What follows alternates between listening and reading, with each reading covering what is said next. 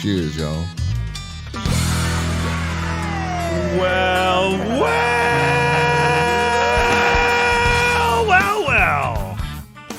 That's the party. Welcome, my friends. Welcome, ladies and gentlemen, to this fine radio program, podcast, and video extravaganza known internationally as the world-famous Smokin' and Toastin'. And welcome. We're back. It's the return of the Mac, my friends. We are back after a slightly longer than planned holiday break, but no matter, because we are back now, and it's show number 264 of our program that's all about... We're halfway to 300. Yes, we are. Our program is all about craft beer, fine spirits, and hand-rolled cigars. My name is Cruze. My erstwhile partner, Ian Barry, is remote today. How you doing there, brother? I'm doing good. You look like you're having a great time. In fact, you're doing that to taunt me, see, because I can't have a cigar here in the studio, but you're making such a show of smoking that one, you know?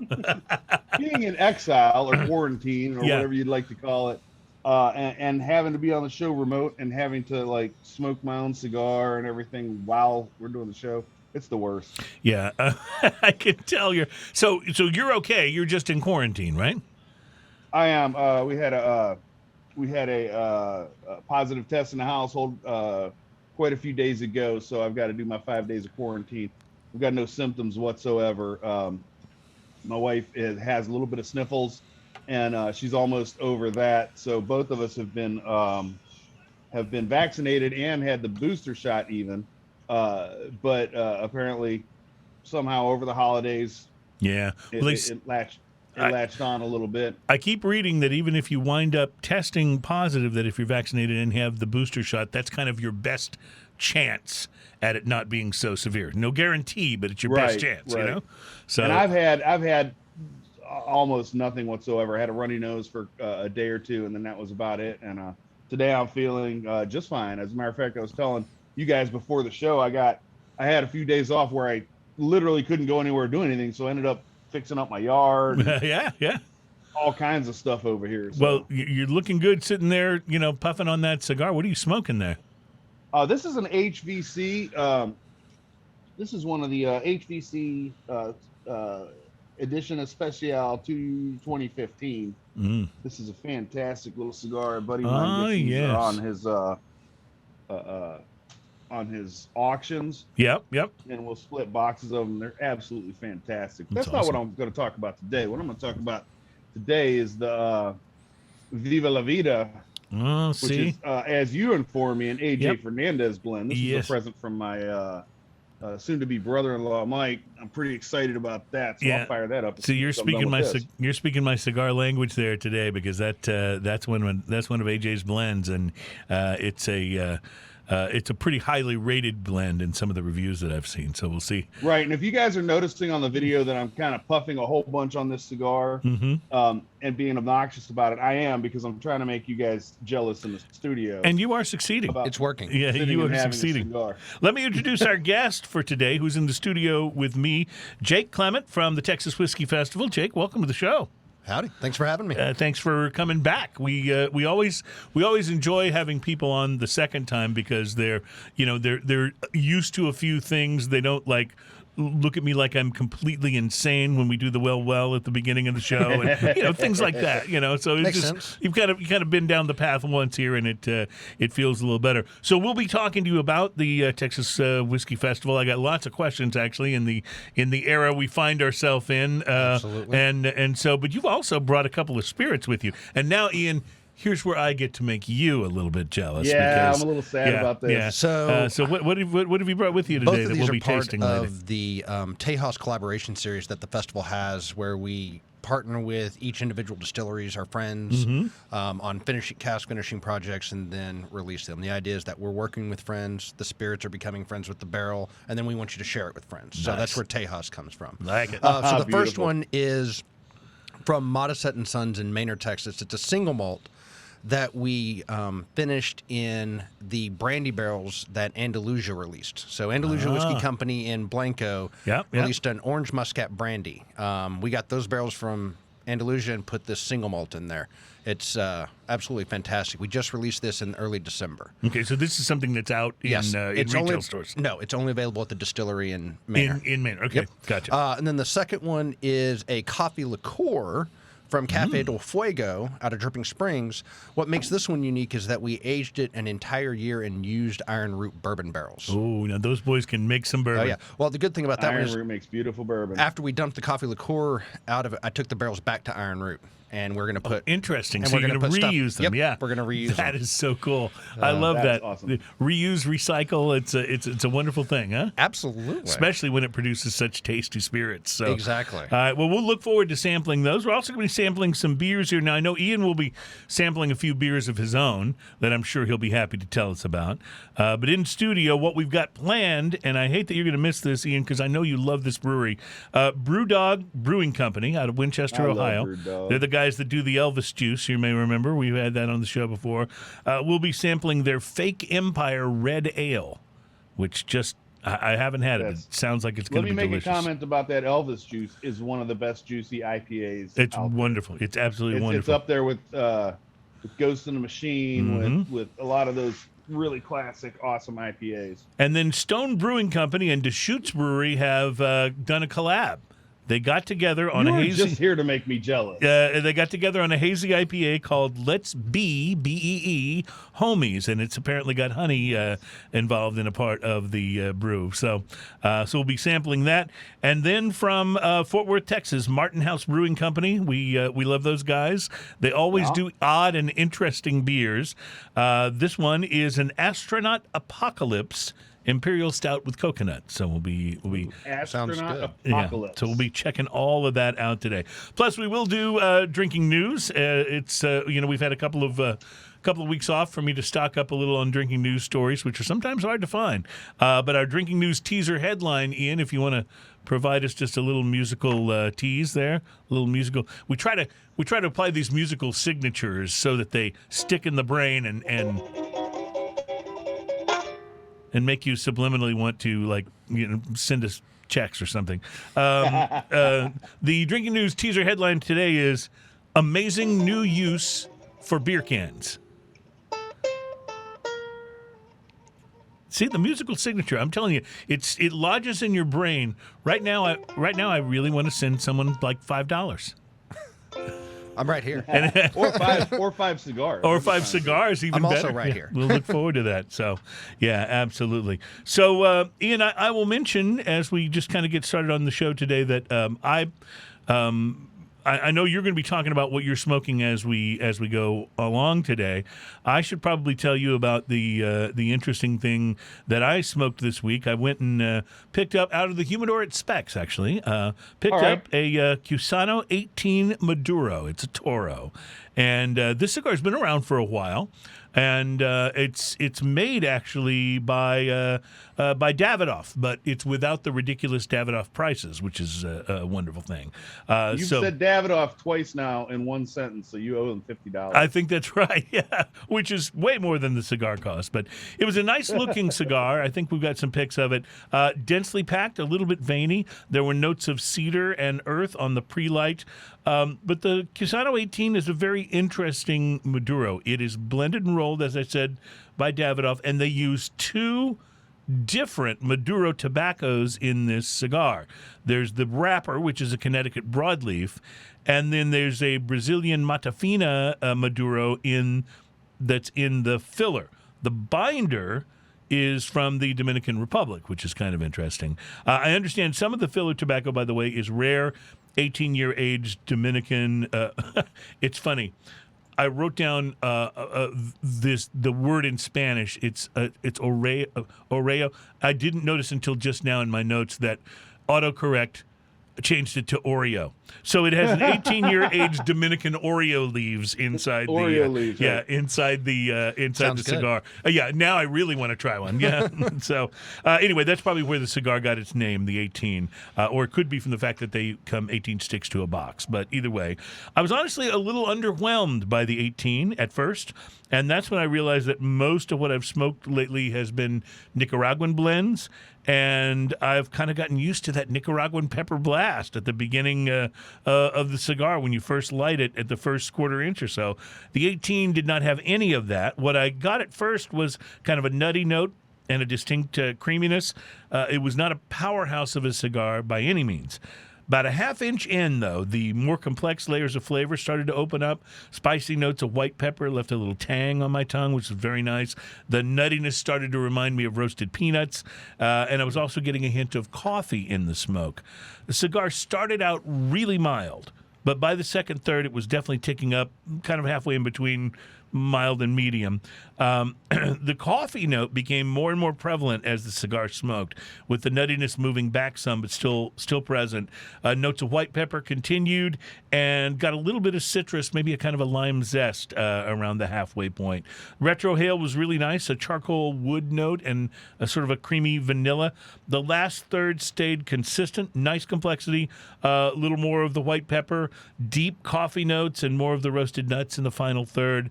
The Cusano 18 was one of those cigars. I have these occasionally. They start out very mild, but they get more and more full as they smoke all the way to the end. Like it's just a slow increase. And I would say by the last third, I'd definitely call it medium. But in the beginning, I was expecting it to be a really mellow smoke all the way through, and that's not exactly how it worked out. Fortunately, it wasn't just the strength of the cigar, though, that continued to build, but the complexity built as it smoked, too. And I was able to identify more and more of the notes as I went. Overall, I love that kind of quality in a cigar. Yeah, it really is. Overall, a nice smoking experience and an enjoyable cigar. The Cusano 18 Maduro is about a $6 cigar for the Toro. At that price, it walks the walk. I recommend it and give it a solid 5 on our price to quality scale, which means you get what you pay for. That sounds to me like the kind of cigar where if you like mild cigars generally, but you feel like you want to step up a little bit into a medium cigar, right? That sounds like a good place to go because it does start off a little more mild. It doesn't have the big pepper blast. It really or any is. Of those kind of things. And it never gets too big.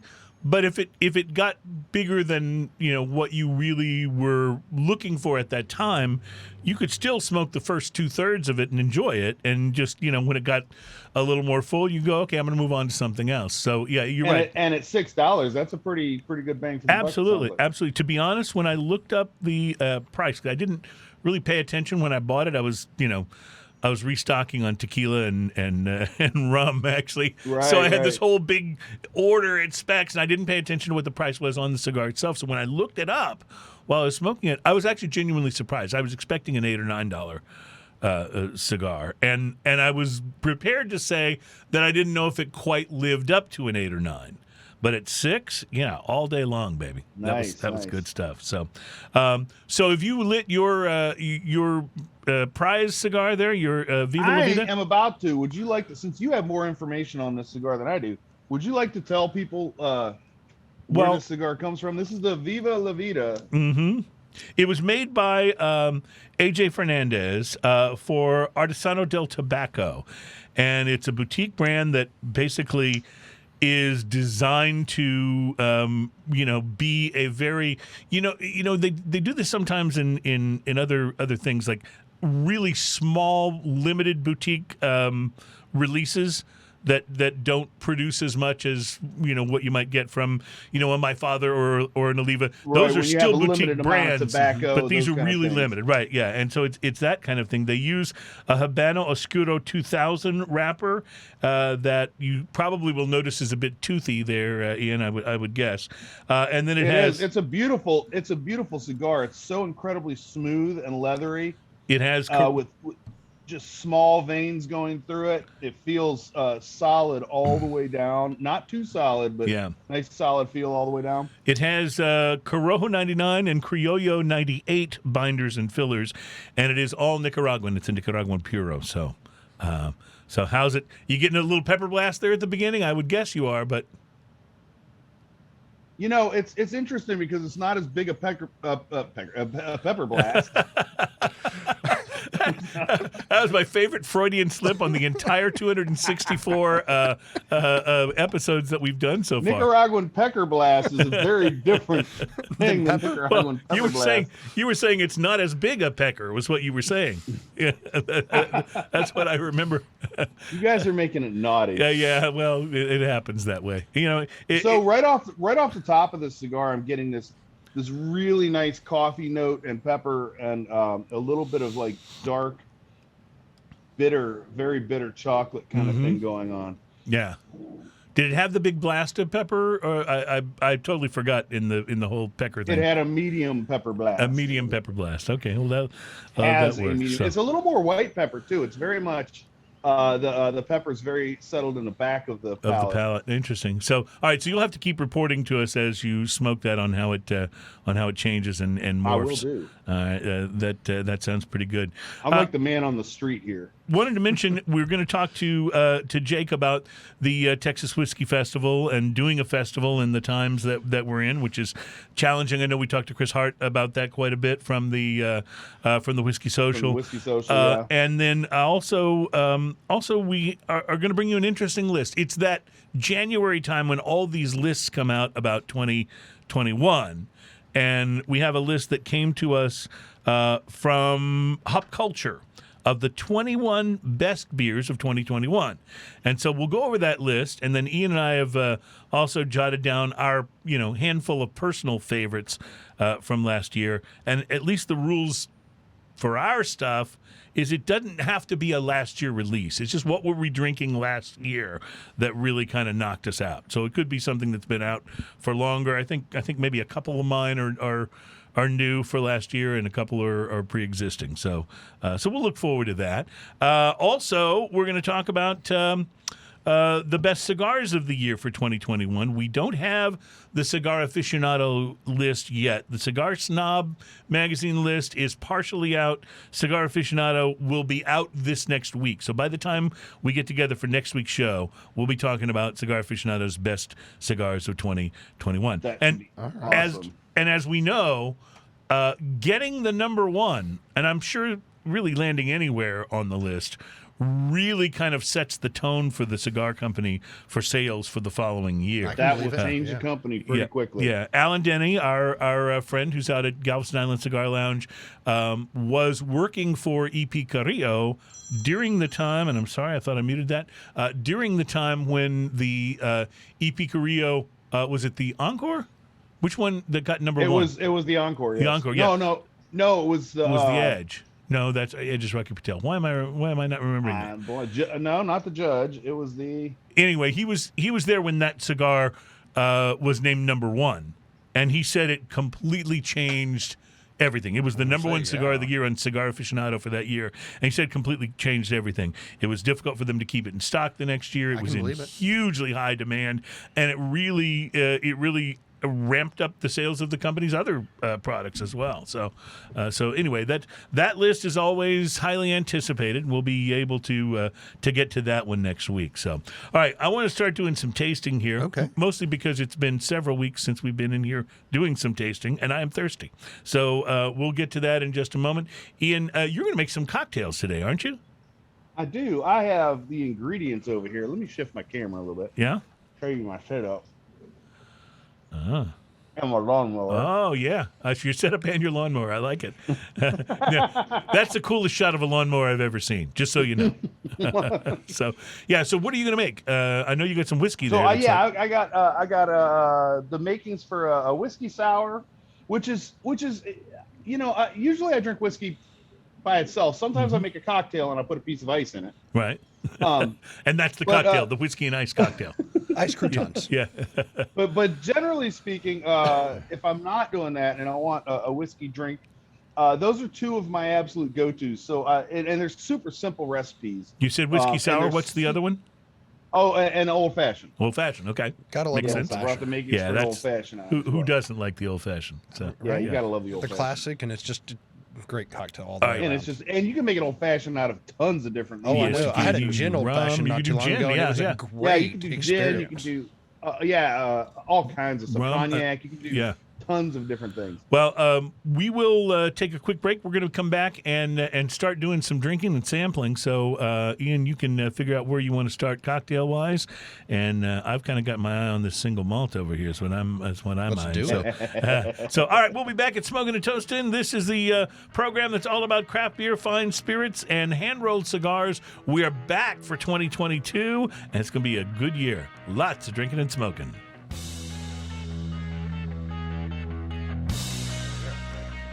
And well, yeah, because it was an orange muscat brandy. And then it's the type of single malt that it is. Right. Welcome back. It's Smoking and Toasting. Our program is all about craft beer, fine spirits, and hand-rolled cigars. We are at show number 264, as Ian so correctly pointed out earlier. That's about halfway to 300. Halfway to 300. Yeah, so we're really excited about. And I guess all things considered, Ian, with show number 300 only being less than 40 episodes away, I guess we're just going to skip 200 in terms of the celebration. We had planned a big celebration for 200, and COVID sort of took it away from us. We're going to have to make the next one.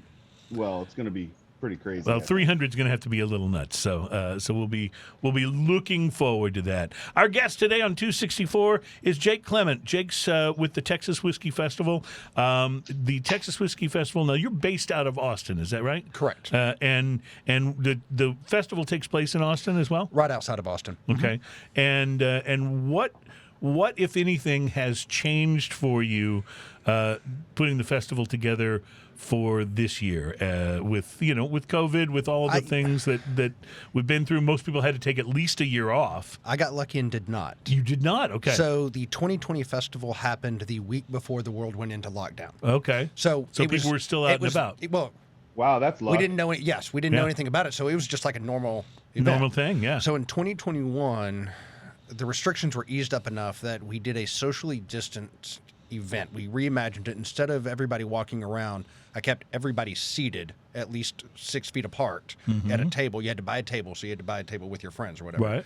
And then I had the distillers pop to each table. That's kind of a cool So, idea. Yeah, that's nice. It was kind of a little bit of organized chaos, but we managed to get through. And so we basically did like 5 mini events. So like they were each 2 hours, and so we could work people through and things like that. Right. And some people really like the format, and so this year it's all going to depend on where we're at in cases, right? But right now we're planning on to have a kind of a hybrid format. Friday night we're going to do it instead of a 1 day. It's going to be a 2-day event. Friday night it's going to be a very limited seating where you're going to stay seated, and I'm going to have a few select distillers bringing in their creme de la creme, things that may have been released and no longer available, that type of thing. Right. Walking around and talking and pouring those kind of things. But then you can also, then Saturday is going to be, we're going to attempt to have our normal format to where you can walk around, talk to the where distillers. there's the booths and the displays and what have you, and you go around and sample. Yeah, and with ours, music's usually been a part of it. We didn't get to do it last year, so as the tasting kind of winds down, we're bringing in dueling pianos. Oh, how fun! That are going to be right by the cigar lounge. So that's got a very cigar lounge vibe to it. Oh, it is. And so it should, and it's outdoors. It's a beautiful venue. So it's in May this year. So as long as the weather holds out and COVID holds out, it's going to be a great time. Dueling pianos is one of those things that you're not sitting at home like early Friday evening going, what should we do? Hey, let's go to like a dueling pianos thing. It's not something that comes to your mind like that. But when you go, it's so much fun. It's so much fun. You're like, why don't we do this more often? Like, you it's know hilarious. all of the songs. You're singing along. Yeah. And the group that we're using, I've used them for other events, and they're just hilarious. They are willing to give people grief and give them crap get them on. Get them on stage and do the whole show, right? And so it's it's actually more than just a musical performance. Right. It's that experience in and of itself, right? And so you're going to be sitting there. You're going to be able to have your cocktail, smoke your cigar, listen to dueling pianos after you've sampled umpteen different whiskeys that you want to try. I love it. Now, do you have a date set for this year? May 13th and 14th. May 13th and 14th. So Friday the 13th, because, why not? Because why not? Yeah. What else can go wrong, right? Exactly. So the main day is Saturday the 14th. Okay. And like I said, but if you buy the Friday night ticket, you also get to come back Saturday. So, and let's just, because we're talking about this, let's make sure we give the website so people can go. TXWhiskeyFest.com. TXWhiskeyFest.com for the Texas Whiskey Festival. TX Whiskey Fest. Yeah, for the Texas Whiskey Festival in Austin. Now, in the meantime, you guys have been working with some distillers to come up with some projects and some products of your own, and one of those is what you've poured for us here. Why don't you tell us about this single malt? So it's called Tom Roy. It's from Modisette and Sons, which is a distillery in Maynard, Texas, so right outside of Austin. They focus on nothing but they do all single malts aged in used barrels. Okay. So this was originally a 100% malted barley aged in a used baby blue barrel from Balcones. Nice. Then Baby Blue is their corn whiskey, Yep. right? Yes. Mm-hmm. Yep. And then, which was a 53-gallon barrel, and then after we dumped it out of that into the used brandy barrels from Andalusia Whiskey Company in Blanco, and that was an orange muscat brandy. Well, this has got a little bit of an orange tint to it, on the nose. And so, but the brandies were 25-gallon barrels, so we really took that 53 and dumped it into 225s. I see. For an additional 6 months. Oh, and so, okay. Got it. Yeah.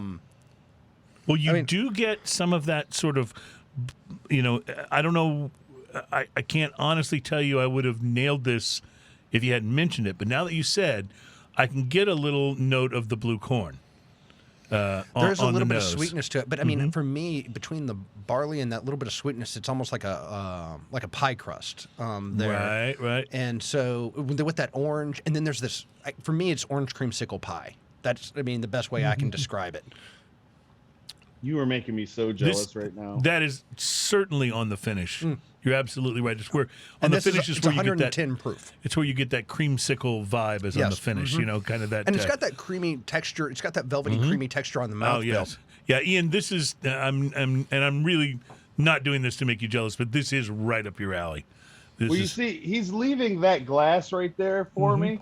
So make sure you fill that up before I get it. Okay, I will. Got it. We'll put some in there for you. And I'm sure nothing will happen to it between now and the time you're in here. No, not at all. I won't be around and tempted to drink it or anything like that.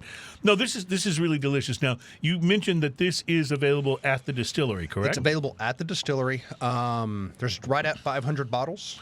We bottled it December 2nd, and I see the date on here, 12/2/21, and it's Modisette and Sons is the name of the distillery, and they are located Maynard, Texas. Maynard, Texas. Okay, yeah. So it's pretty easy to Google. It's pretty easy to get to. Yeah. It's a father-son team, and so the dad's name is Tom Roy Modisette, which is where we got the name Tom Roy for this. Which is really cool because it has a sort of an old school whiskey sound to it, doesn't it, Tom Roy? Yes, it does. And it makes you think of like old granddad or, one of those things that's been around for a long time that's kind of like a standard in the whiskey wheel. And I love how the label turned out. It's absolutely, I think it's just a gorgeous label on it. It's really, really cool. I love it. I love it.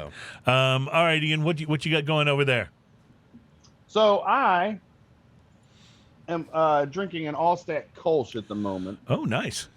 And this has been one of my go-to beers for a while. This has been out. This is from a brewery up in Cypress, Texas, just north of Houston. Probably actually a part of Houston at this point in time. I don't really know exactly where the lines are drawn. Yeah. Say, where does it begin and where does it end? No one really knows. Yeah, kind of keeps going on and on. But this is a Kolsch. This is from a brewery that actually doesn't make an IPA. So their beers are German beer made here. That's their Allstott has a brewery right outside of Fredericksburg too.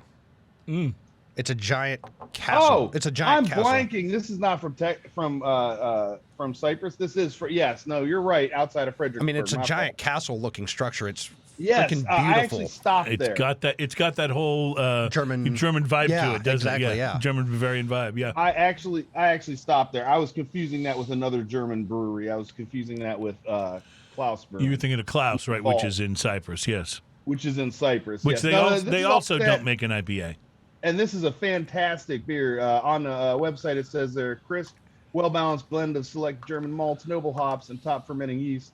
Results in a light golden-colored, refreshing beverage with just a kiss of hops at the end. A delicate brews compared to the finest beers from Cologne. It's only made right here in Texas, and it is a fantastic go-to drinker. I've been absolutely killing this beer since I found it. And I love their lager too. which Yeah. was one of the They first make- ones that they did. Which their lager's great, their Kolsch is great. I haven't had anything from them that I haven't liked. Same here. And- All their beers are fantastic. And it sounds, from the way you're describing it, sounds very German Bavarian style in terms of It its is, of its and flavor color profile. wise, I mean, it looks so classic beer. Oh yeah, that's very beery looking beer. Very beery-looking beer. There's no doubt that that's a beer when you pour it in a cup, and it looks just like it. By the way, speaking of beery beer, and I don't even have the story in front of me, but I just read this last night. Former Dallas Cowboys quarterback and current Fox Sports color commentator Troy Aikman is releasing a beer, and it's I guess his primary brewmaster that's been working on it was one of the former brewers at Omegang, and Okay. and the beer is going to be called 8. And apparently, Naturally. which was his jersey number, Naturally. and apparently it's going to be an attempt to bring more flavor and more culture to a lower calorie, less bad for you kind of a beer. So it should be interesting. It's going to be sold in Texas, just in Texas right now, but HEB is going to have it within the next month or so, apparently. So you can gotta look love for your that. Hey, HEB. just a couple quick comments. Bruce Stark apparently has the same cigar that I started the show with, that HVC sitting in his lap. Also, he mentioned when I showed you my lawnmower here, he mentioned if I was in Michigan, that would be a lawnmower, or that wouldn't be a lawnmower, it would be a snowblower. Yes, that's and right. I wouldn't be sitting outside having a cigar. I've This been is to true. Michigan. I actually have family up there. So what I would actually be doing is sitting out on the back porch, which had been closed in, Right, and running the chimenea. and then have some sort of heater out there. Uh-huh. It'd still be cold. Yeah, but I'd you still be cold, but smoking you a still be cigar. smoking. I know. Yeah. I was wouldn't out, be in shorts. I wouldn't be in shorts and flip flops. That's for sure. I was out when it was cold just a couple of days ago and was having a cigar. It was it's got to get pretty treacherous before I'm unwilling to go out. I would prefer it to be cold smoking than be 110 degrees outside. Yeah, I'll go with that. Absolutely. I went over to Alan Denny's house for Thanksgiving in the morning at a Thanksgiving breakfast. It was really nice. And he had this table that had some rocks in the middle and a little gas heater in it. Yeah. My I brother-in-law totally went Michael's and got bought one one. of those. That's what all my stuff is sitting on here. That's It's very really cool. nice. That's very cool. Well, That was a nice sound. I don't do it as well as you do, Ian, but that was my attempt. This is the BrewDog Fake Empire, and I believe now they've got this black swath covering part of the writing on the can, but I believe what they say beneath it that is partially covered is the Empire Strikes First. So, anyway. I like it. Can I give you a little bit of credit here? Since you knew that I wasn't going to make it on today's show, Yeah. and I'd have to do it remotely. I'm surprised that you didn't make all the beers IPA. Well, the thought had occurred to me, to be honest with you. The thought had occurred because I knew you wouldn't have one. But I decided instead to just go with what looks like it is very promisingly good, and that is the Stone and Deschutes collaboration on the Let's Be Homies Hazy IPA. So you chose to just make me jealous instead. This cigar is picking up an incredible smooth nuttiness to it that's absolutely fantastic. now And, listen, it still AJ. has a little of that dark chocolate thing going on and a little coffee in the very background. I'm telling you, AJ knows his business. The man. I don't know that I've ever. There's some great cigar blenders out there. I like what Rocky Patel does. Rafael Nodal is terrific. Certainly, Mr. Carrillo, Mr. EP. I'm a bit of Carrillo a Ernesto. Oscar Valderas fanboy. Right. recently. But man, AJ is just like. And what's interesting is that I liked some of his earliest blends that he was doing for, Cigars International and some of those type of things, but they didn't blow me away. It was when he started the line that he was putting his own name on, and then the subsequent cigars that he did for other companies after that. That seemed to be where he. I don't know if he found. I have a feeling he just found a secret stash of amazing tobacco, and he's been using it to infiltrate all these blends. But He's been using the it man's for good, not for evil. That's right. How will you use your superpower? So the red ale from BrewDog is called Fake Empire, which I immediately thought there's a great song by The National called Fake Empire, which is what I thought of immediately. But I don't know if that's what they were getting at or not. I don't see any other references to that. But BrewDog, these guys have got it going on. We mentioned earlier the Elvis juice. That's good stuff. And what do you think? BrewDog kills it, man. Yeah. So- what do you think of this red ale? That first initial whiff I got, I was like, ooh, there's a lot of hops in there. But it doesn't taste hoppy. It's actually really. I think you would really like this, Ian. It's got a. So a red ale in general will have a very floral scent, It does. but it's not usually totally hoppy. Yeah, it's not And the it's an same as a interesting hop thing floral because- scent. Because Right. the hop floral and the floral scent in the red ale will generally be similar, but not always exactly the same. You know what this makes me think of? If Killian's had nailed it, Oh, yeah. this is what a Killian's would taste like. Yeah. Yes, Right? I would Yeah. agree. Yeah. Because I don't dislike Killian's, but I very seldom order one. You know, it's just one of Same. those things that it's like it's okay, you know. But if they had just absolutely nailed it, This is what it would taste this like. is what it would taste like. No, I this think. is good. Yeah. I think it's really good, and it just makes me think. By the way, I didn't get one, but I saw at Specs, I believe, there is actually a BrewDog mix pack. That's like a 12-pack or 18-pack that's just got all of their stuff mixed in. And I think I'm going to get one of those the next time I go because they've been so consistent with everything I've tasted from them has been so consistently And good. where are they out of again? I know y'all said BrewDog earlier. is out of Winchester, Ohio. Okay. Yeah, so I don't know anything about Winchester, Ohio. I'm going to assume it's like a suburb of one of the bigger Ohio yeah. cities, but I don't know that to be true. Bruce, if you're handy there with the old Google search, maybe you can tell us where Winchester, Ohio is. So, but yeah, He's that's a lot closer to it than we are. yeah, that's just really good. It's very crisp, but it has that underlying sort of, and I know a color is not a flavor, but I want to say can be. red maltiness is Well, what it's also I get out of it. the finish is clean. Mm-hmm. It doesn't I get what you're saying. linger there. You get that crispness on the flavor, but then at the finish, you get to drink it and then it's gone, which Right. is something I like in a beer. Right, absolutely. Well, I'm digging it. I'm absolutely digging it. All right, let's take a break. When we come back, I got some cigars to watch for that have been starting to show up at your local retailers or will soon. Some things of note. We always like to pass that along to you. And we're going to do just a little more tasting. I got another. We'll break out this IPA, I think, here, and then Ian, we'll see what you've got to taste as well. You can start putting a cocktail together anytime you like, by the way.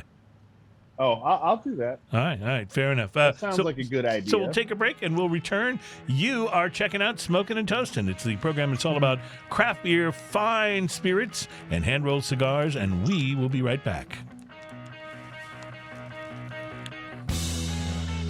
So we'll hold on to this for a little bit. Welcome back. Ian, I don't know if you know this or not, but you did that little cork pop like right in between the space of the beat. It was perfect. Perfectly That's done. awesome. You're a musician like that, you know? I couldn't even hear it. I believe So I got to be right on time. I believe our good friend Bruce Stark, checked in and said that the place that we were asking about in Ohio, Winchester, Ohio, is what did he say? About 55 miles east of Cincinnati. About 55 miles east of Cincinnati. So it's kind of like I don't know. I guess maybe like Nacogdoches from Dallas or so. Maybe, Does that yeah. seem about right? Yeah. But anyway, Something like that. it's a so it's not necessarily a suburb. Sounds like they've got a little identity of their own, most likely. So I'm going to tell you a little bit about what I'm doing here. All right, please do. Starting off with 2 ounces of this old granddad bonded Kentucky straight bourbon whiskey. I'm going for 3/4 ounce of fresh squeezed lemon juice. Nice. And then I'm going for about 1/2 of an ounce of simple syrup. This is pre-made simple syrup. You can make it on your own if you want. Mm-hmm. A little too much there. There we go. Down there. And simple syrup is basically just sugar water. It is. Yeah, it's basically Equal part. I just mean, sugar it's, water. if you want to make it at home, it's just equal parts sugar and equal part with water. So Yep. And you can just And then I'm going to just mix cook it up. But I'm and going to then pour stir it. this Okay. instead of shaking. I'm going to stir. We're going to pour that in a cup. I missed it. What bitters did you use? And I haven't gotten there yet, but this is My the bad. The Angostura. The classic. Yep. Classic I have bitters. some We're of that gonna in go the with a bar couple right now. drops of that I in really the like top. mine with orange bitters. Orange bitters, yeah. Yeah. Nice. You know, and I have some orange bitters, but I decided, And if you and then I'm gonna finish if you want to it. get crazy, do Angostura and orange bitters. Madness. I know. I know. And then I'm gonna finish it on top. Yeah.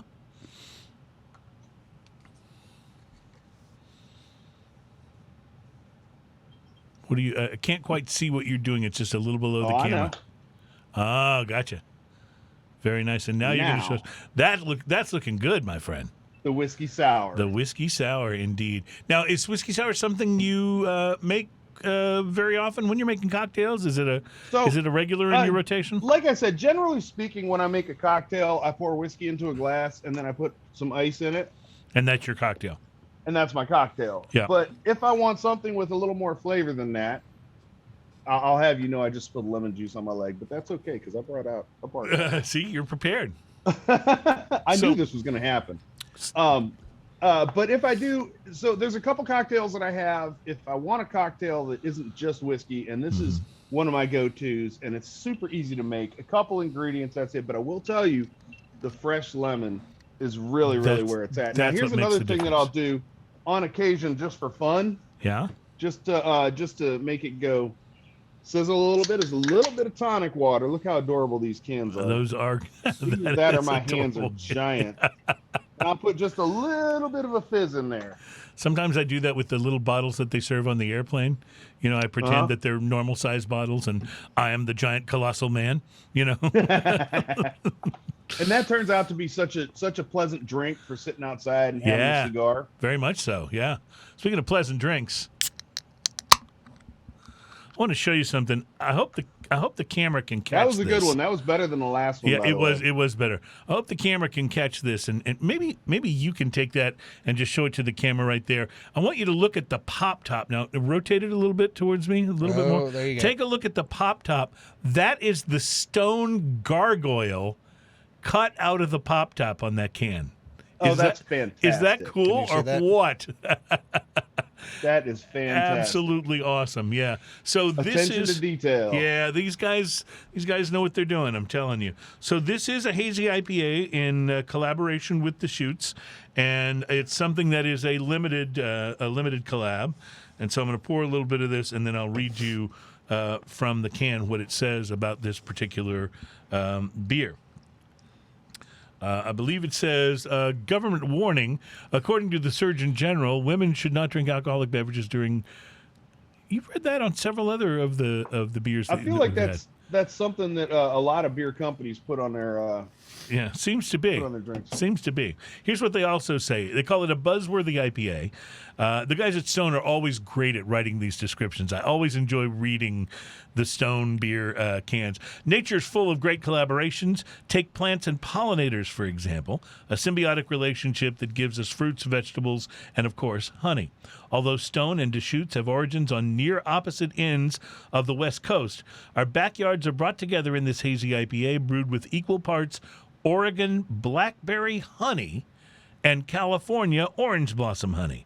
A craft beer cross-pollination now available across the nation. Ain't that sweet? And it's called Let's Be Homies, and it smells, by the way, That sounds delicious. awesome. So I pick up on what you're talking about, the difference between the hoppy floral versus the floral from the Red Ale. Mm-hmm. Yeah. Well, this one has got a little more of the hoppy floral on the nose, but what you get on the finish is an interesting combination of what I call the hard finish of a Stone IPA, where it's got that bitter. It's not harsh, but it's bitter. And it kind of like gives you a jolt at the end when you're drinking a normal Stone IPA. But this time, that's all. It's like that, but like somebody poured honey all over it. It's got that sweeter honey taste that interferes with the hops. Now, I know you're not a big hop guy, but how does this strike you? Is this too hoppy for you? No, actually, I was going to say, as somebody that doesn't like IPAs, I could drink this. Which there's only one other IPA that I regularly order if I see it out, which is the Electric Jellyfish IPA from Pine House Pizza in Austin. Yeah. But I could find myself drinking this. Not a lot of them, but I could easily have a glass. I think you would like this, Ian, because it has that sort of bigness of a Stone IPA, but it has that little bit of honey sweetness. It's not real citrusy. There is a little tiny bit of citrus in there, but it's more the honey that you get out of this than the citrus. For me, the honey's faint, but what I like about it is that it's not overly harsh, bitter finish. Honey is an interesting flavor, and it's in a lot of beers. Right. They use it in a lot. As a matter of fact, 11 Below here in Houston makes one called Be Someone. Now there's a classic train crossing on 45 as you're coming into Houston from the north and traveling south, and the sign always has this big it says Be Someone across it. It's pretty iconic Houston graffiti art, actually. And so they named it after that, but it's a wheat beer with bee, and it would be with honey, and it's fantastic. Yeah, it is really good. You're It's right, got though. bees in it. A lot of the beers with honey, though, are wheat beers, or they're blonde ales or something of that nature. I don't know if I've had it in a lot of IPAs, and this I don't think I've ever works had well. it in an IPA. This really works well. Stone, of course, is famous for their IPAs being very big and bold, and this definitely is that. But it's got a softer side to it as well, which makes it very Spindle palatable. Tap also made that Honey Hole. That's right. That was what was that Honey Hole? the, ESB. It's an ESB, correct? Yeah. Yeah, the Honey Hole ESB, which is fantastic. And this is not as crisply bitter as that, but it's probably more like that than the honey wheat ales that you're talking about. So very good. Okay, we're going to take another quick break. When we return, Ian, I've got this list of Hop Culture's 21 best beers of 2021. Should be interesting. And we will do that along with your list and my list of our personal favorite beers that we consumed during 2021. And then what we'll do when we come back for our final segment, we'll do a little drinking news, and we'll. I'm really anxious to get to this coffee liqueur. Cafe del Fuego, barrel aged for 1 year. This looks very exciting. And how is that whiskey sour, by the way? You know, I love the whiskey sour, and I love adding a little bit of tonic just to make the sour dance a little bit on the tongue. It's fantastic. I feel like it needs a straw and a little umbrella. It's got a little bit of that look to it, but it's January in Texas. You can have an umbrella. I can't, I can't ever use a straw when I'm drinking a drink like this because it'll be gone in like 23 seconds. Yeah, and I believe it's against state law to have umbrellas and drinks in January. But, Is it? I thought in Texas we could. It's also a little hard to look tough when you're drinking out of a straw. This is true. It's not necessarily a tough guy thing, but hey, all right. So you just keep sipping that like a tough guy. We'll be right back. It's Smoking and Toasting, our program all about craft beer, fine spirits, and hand-rolled cigars. Show number 264. Our guest, Jake Clement from the Texas Whiskey Festival. We'll be right back. Shout out to a few people that are watching this. Yeah, I like. Say what again, Ian? I said I'd like to say a shout out to a few people watching. Hi, Bruce. Hi, David. How you doing? Ken's watching. Liliana's watching. Hi, Liliana. Hi. Welcome back. It is Smoking and Toasting, our program all about craft beer, fine spirits, and hand-rolled cigars. We are Those are all good glad to, we sure are glad to have you guys here. I want to tell you real quick before we get into this list about a few cigars to watch for here in January. Ian's already got us down the AJ pathway today with his Viva La Vida. How is that smoking, by the way? You have an update for us? This cigar is fantastic. Yeah? Like this cigar, I was expecting it to actually be a little on the bigger side. It's actually riding the line between, I think, mild to medium. It's right on that gray line between the two with a little bit of pepper backbone. It's got this great creamy, almost toast kind of taste to it. It's got this nuttiness that's pervading all the way through it. It's got this wonderful, like coffee kind of finish, a little bit of bitter to it. It's fantastic. By the way, I looked the price up. It's about a $12 stick, $12 to $13 stick. So at this point in time, it's it's above a 5. Wow. Well, that's AJ for you. And actually, part of what I wanted to share with you is that AJ is at it again. Altadis USA will be kicking off 2022 with a new H. Upmann cigar, and the company has once again turned to my favorite cigar maker, AJ Fernandez, in Nicaragua, for the H. Upmann Nicaragua AJ Fernandez Heritage, and the brand is scheduled to debut at the Tobacco Plus Expo Convention in Las Vegas, which takes place at the end of January. The new cigars will ship to retailers on January 26th. The H. Upmann Nicaragua AJ Fernandez Heritage is composed of Nicaraguan tobacco grown on AJ's farms, except for the wrapper, which is a Brazilian Matafina leaf that Altadis says has been triple fermented. Then the cigar was blended to be medium to full-bodied, and it'll come in 5 different sizes. Retail prices ranging from $9.75 to $10.75. So, not a cheap cigar, but not an expensive one either. Kind of right in that mid range. I love that so many of those blends come in at an affordable price. Yeah, this is, by the way, not the first time that AJ has worked with the H. Upmann brand. In 2017, he made H. Upmann by AJ Fernandez, and it was that summer, I think, that I bought a box of those actually in LA when I was out there working, and just came to absolutely love that cigar. And then hard to go wrong with that. And then in 2019, he made the H. Upmann 175 anniversary, which you may remember, Ian, that big Churchill-sized cigar that showcased a Nicaraguan wrapper. It was Cigar Aficionado's number 10 cigar of 2019. It was my favorite cigar of that year. It was just that one that was just so incredibly good. Like the other Nicaraguan H. Upmann brands, this one is a collaboration between AJ and Rafael Nodal, who I mentioned earlier, who's head of product capability for Altadis USA. And for those of you who enjoy square cigars, a limited edition box press cigar from Alec Bradley shipped out to retailers in December. It's part of the brand's Magic Toast line. You've had the Magic Toast, Ian. Yeah, I like the Magic Toast. I like the Magic Toast. It's available to those who attended the Premium Cigar Trade Show earlier in the summer, and is now shipping out. Went out to retailers last month. It's a 6x54 box press Grand Toro, and it marks the first time that Magic Toast has been available in a box press blend. So that is one to look forward to. It's rolled with a dark Honduran cover leaf, 2 binder leaves, one from Honduras and one from Nicaragua, and a mix of Honduran and Nicaraguan fillers. And I love when cigar makers mix Nicaraguan and Honduran tobacco. There's just something about the way those two work together that is just absolutely wonderful. Suggested retail is $11 each, and it ships in boxes of 24, and the Magic Toast is made in Danlí, Honduras. Okay, so I know you just updated us, but anything further on that cigar, Ian? Man, this cigar, and it's smoking at a medium rate. I wouldn't say it's a slow smoking cigar, but it's not exactly fast. Right. I did manage to drop an ash on me earlier. I don't know if any of you caught that because I let it go. So it's got a medium. It is you.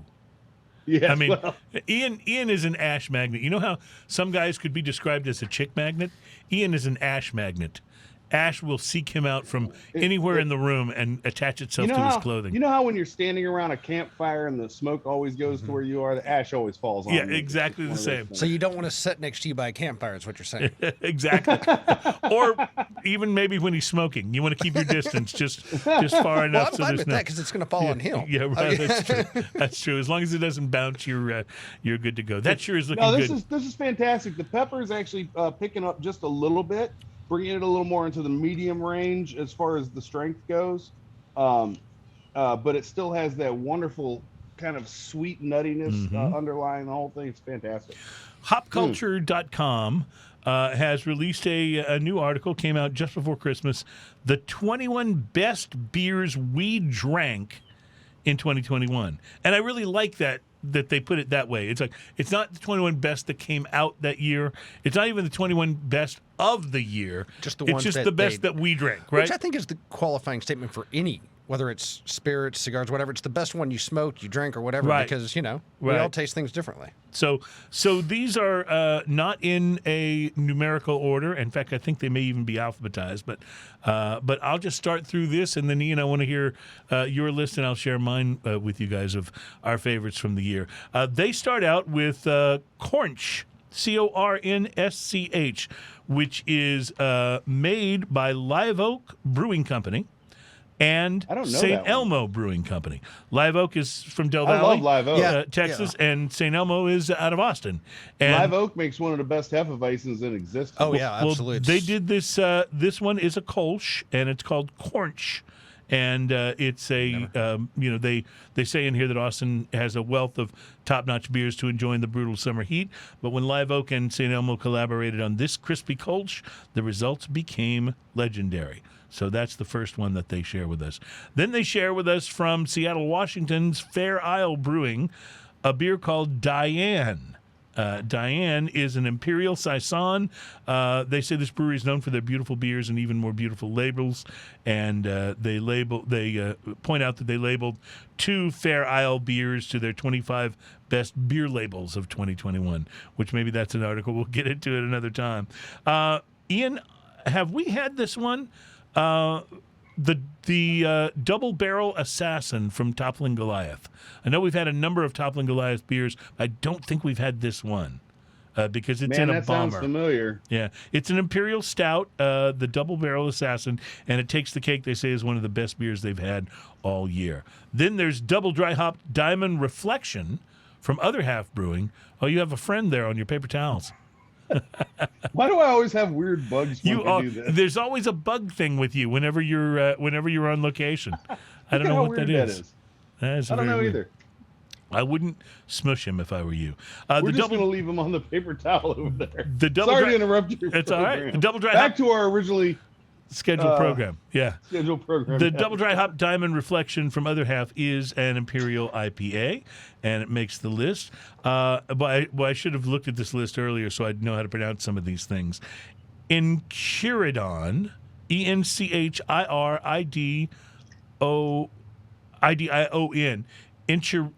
I'm not even going to try it. Enchiridion. I'd have to spend some time with that, and then I could probably get it.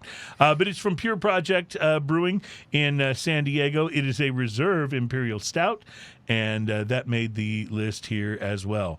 Good Morning Munich from Art History Brewing in Geneva, Illinois, which is a Helles brew. Grant Park Menagerie from Elsewhere Brewing in Atlanta. It is a Belgian blonde. And then Habitual Line Stepper from Weathered Souls in San Antonio. We've had this one here on the show, Ian, and it is an Imperial Stout as well. Yes. Natty L'Orange from the Brewery in Placencia, California. And, the Brewery spelled Bruery. We've had a number of their beers. I don't think I've had that particular beer. But I don't think from we've them. had Natty L'Orange. It is a wild ale.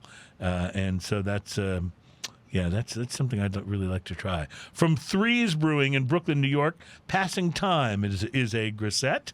From The Good Word Brewing and Public House in Duluth, Georgia, Quantum Immortality is their English porter. That sounds delicious. I like the that's name. epic sounding. Yeah, it really is. From Von Ebert Brewing in Portland, Oregon, and I've never heard of Von Ebert Brewing. So it's just something that can be so fascinating about these lists is there's certainly some familiar names on here, but there's other ones you're like, what the hell is Von Ebert Brewing? I've never heard of this. They made the list with a grape ale called Rain Shadows. Grape ale? Yeah, Never grape even heard ale. of that. A grape ale. I okay. would have to try it. The Russian River Porter from Russian River Brewing Company in Santa Rosa, California. Of course, Russian River's been a pretty famous brewery for quite some time. Yeah. But this is all We've about had their that. porter, so that's very interesting. Terraform from Flying Machine Brewing Company in Wilmington, North Carolina, and Lamplighter Brewing Company in Cambridge, Massachusetts. It's a milkshake pale ale called Terraform. So I have to tell you, I burnt out a little on the milkshake IPAs. It just seems like it's too much.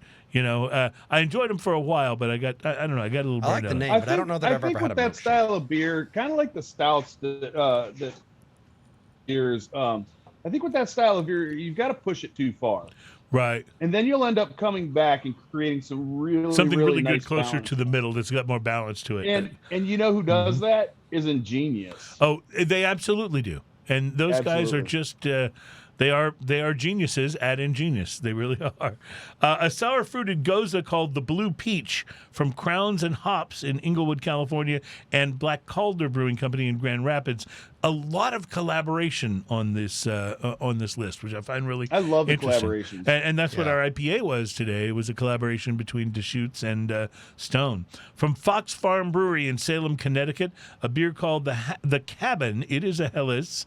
And from Integrin Brewing Company in Moore Park, California, a Munich Helles called the Lightest One. So a lot of these beers, Ian, we've never had. I've never even seen. Fascinating. A Crooked Run Fermentation in Sterling, Virginia, has a fruited sour called Toastmaster. Well, now you've got to do a Toastmaster with. You got to do a toast with it. You got to do a toast with the Toastmaster, right? Toastmaster. The 8th State Brewing Company, Greenville, South Carolina, and Vitamin C, SEA Brewing in Weymouth, Massachusetts, worked together on an Imperial Stout called Waiting on Forever. Great name. That made the list. And Whip Wrangler from Movement Brewing Company in Rancho Cordova, California, a sour made the list as well. It looks like it's kind of an orange sour from the look on the Nice. article here. And then a mead makes the list. It's White Goshawk from Ardevern Mead Company in Bellingham, Washington. And that, my friend, is our list. That's what they felt like were the 21 best beers that they had in 2021. Now, I know you've got a list because we talked about it. So why don't you share with us what made your list? I know you didn't do a 21 list, and that's probably good. But what... I did not do a 21 list. I do, however. So one of the fun things about my list is that I have a few of the beers that are on my list. This Allstat Kolsch so that made your list. Wow. I have been beating up this beer since I've been introduced to it, and when I see it, and I think the first time I found this, I was at a little convenience store right outside a buddy of mine's house in Austin, and they had this, and I thought, well, that looks pretty neat, and I tried it, and I was blown away by how good a Kolsch this is. So that's one of the ones on my list. These are not in a particular order, of favorites or anything. They just are. Was that the first of their beers that you tried? I believe so. Yeah. I believe so. And they have fantastic beers. We stopped at the brewery when we went out to Fredericksburg last year. It was really nice. It's beautiful. Like you said, it looks like a castle. It's crazy. The next one, this company has been crushing it. This is 11 Below, based here in Houston. This is 11 Below, and this beer was one of their seasonals. This is their Goat Getter Texas Bock, and it is absolutely fantastic. I've been and it's a seasonal, so I've been trying to snap up as much of it as I can when I see it. 'Tis a season to be brave. 'Tis a season to brave the nippy days of Texas winter. As you can tell, I'm doing that because I have shorts and flip-flops on.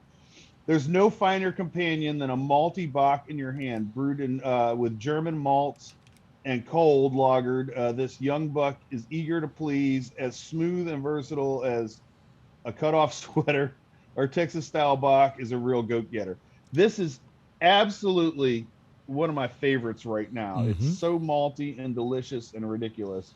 Another one that makes the list, I don't have one here on hand, but the Von, I'm blanking on it. It's the Von Wolfhausen, sorry. I had this list in my head. Von Wolfhausen from Eureka Heights. It's very similar to this. Right. I've had that, yes. It's got the little German-dressed pretzel character sitting on the front. It's fantastic. Very much the kind of beer you would want with a pretzel in an Oktoberfest celebration. Absolutely. Another one that I'm super happy to have, and I'm going to add this to the list because I don't get it very often, but my brother came down from Pennsylvania, is the Weyerbacher Blithering Idiot. Yeah. And is that one you're going to sample today? Oh, yeah. All right, good. Let me throw my glasses on the ground. This is a barley wine. I have that pulled up here. Hold on. There you are. This is a barley wine from Weyerbacher out of Pennsylvania. At 11.1% ABV, is brewed in a British tradition of balanced, hearty ales. A deep copper ale with notes of date and fig. This finish is warm and fruity, begs for the next sip. 100%.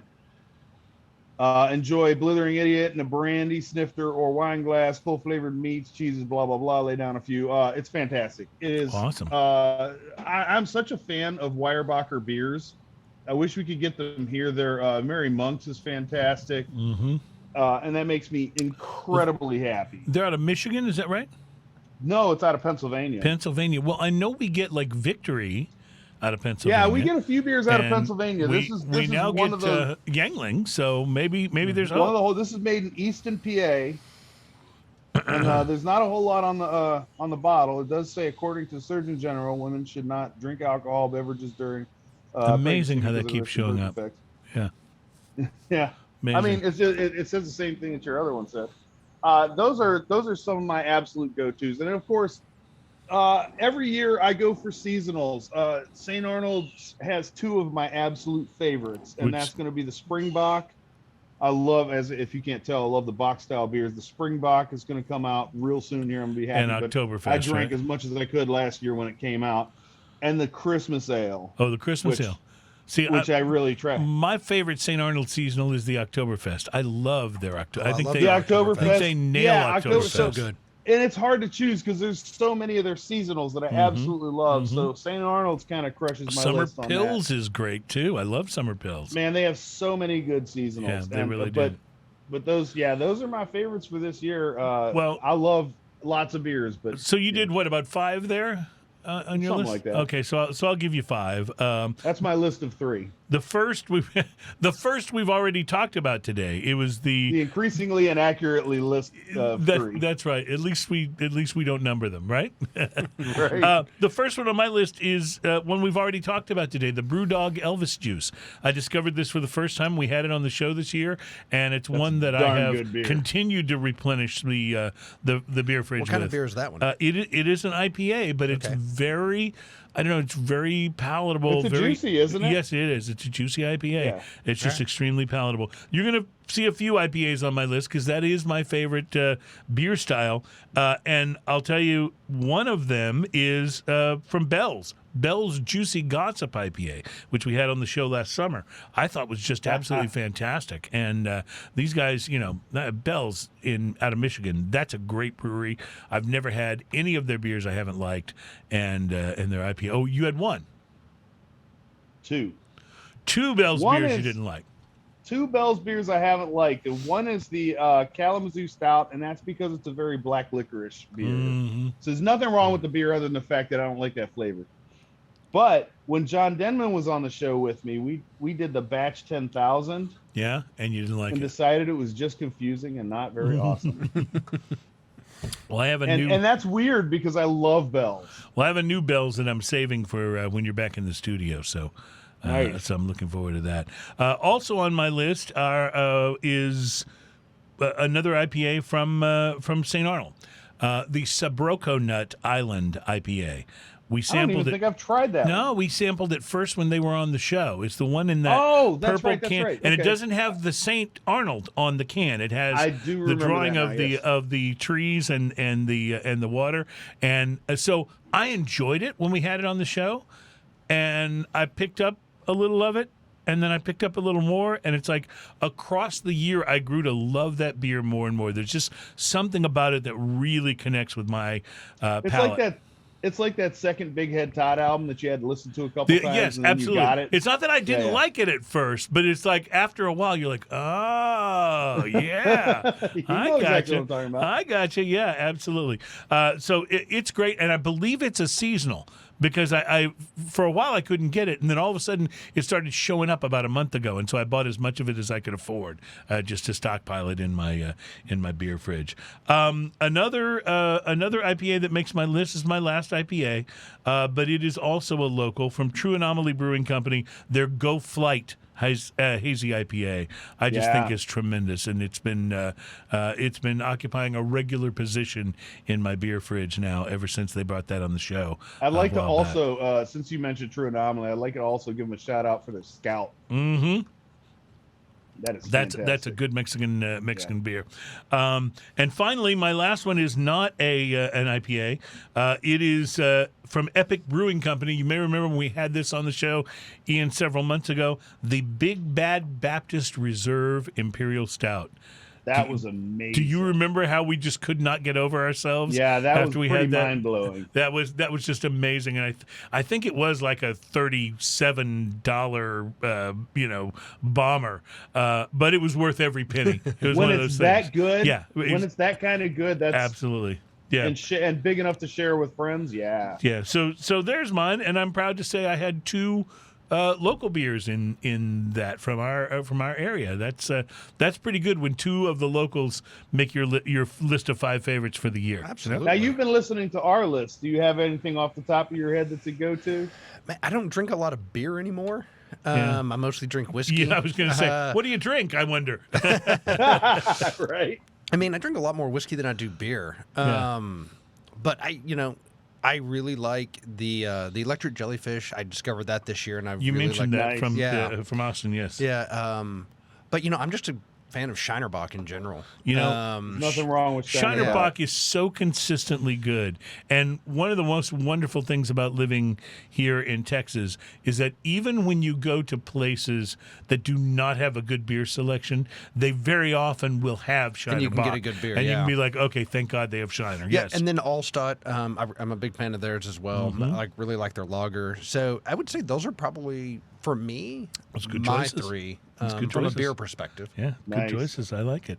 All right. Well, these lists are always interesting at the end and the beginning of the year, and I'm sure we'll have many more of them to go over. But what I like about them, even if there's things on them I've never heard of, is that gives me something that'll be fun to be on the lookout for, something to watch for, something to Go try. Yeah, to try. That's part of the fun of this whole journey. Part of the reason we wanted to start even doing the show in the first place is to be able to sample some of these amazing things. And here we are, 264 episodes later. You figure, Ian, 3 or more beers a show? That's a lot of beers we've sampled over That these. is a lot of beers. Yeah, over this time. And we haven't done a whole lot of repeats. No, occasionally we'll repeat one, but very seldom, actually. Very seldom. So, all right, one of the things I'm excited to taste is a coffee liqueur. Oh, yeah. And he's brought this one along, and I'm very, very excited. So we're going to get to that. Jake's going to pour that in our next segment. And also in our next segment, Ian, a little thing that has been missing from our lives for about 3.5 weeks. We like to call it Drinking News. And we'll be right back. It's Smoking and It'll Toasting. be time for drinking news.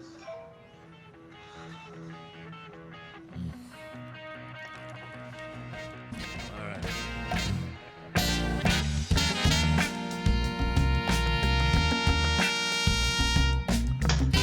Welcome back. It's Smoking and Toasting. Our program's all about craft beer, fine spirits, and hand-rolled cigars. Speaking of which, I mentioned this earlier in the show, the reveal is about to happen for Cigar Aficionado's big cigar list of the best cigars of 2021. So the way it's going to work, today is the 6th of January, a Thursday. On Monday, the 10th, they'll reveal cigars 10, 9, and 8. They do this with as much drama and fanfare as they can. On Tuesday, the 11th, they'll do 7, 6, and 5. On Wednesday, the 12th, they'll do 4, 3, and 2. On Thursday, they'll reveal the 2021 Cigar of the Year, which means that by the time we gather for the show next Thursday, we'll know what those top 10 cigars are.